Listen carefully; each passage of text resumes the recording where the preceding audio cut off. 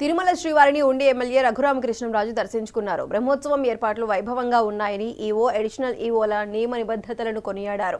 భక్తులకు గతంలో కంటే సౌకర్యాలు పెరిగాయని, తీర్థ ప్రసాదాల రుచి అమృతాన్ని తలపిస్తోందని రఘురామరాజు సంతృప్తి వ్యక్తం చేశారు.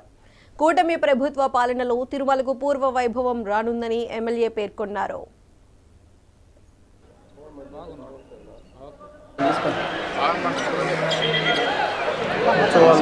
సంబరాల్లో భాగంగా తిరుమల వెంకటేశ్వర స్వామి వారిని దర్శించుకోవడం జరిగింది. చాలా చక్కటి దర్శనం. బ్రహ్మోత్సవాల సందర్భంగా ఏర్పాట్లన్నీ కూడా చాలా చక్కగా వైభవంగా ఉన్నాయి.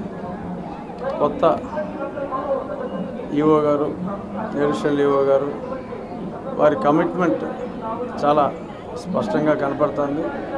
రాబోయే రోజుల్లో మంచి బోర్డును కూడా త్వరలో ఏర్పాటు చేస్తారు.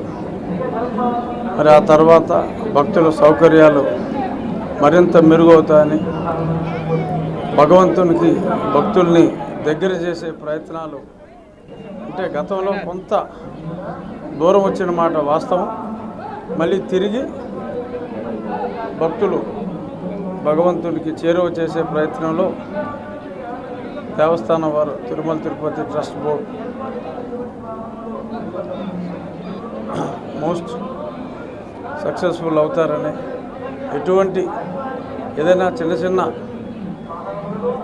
అవాంతరాలు ఒకవేళ ఉన్నప్పటికీ కూడా సంప్రోక్షంతో అంతా ప్రక్షాళనం చేసి ఈరోజు అన్ని రకాల ప్రసాదాలు స్వీకరించడం జరిగింది.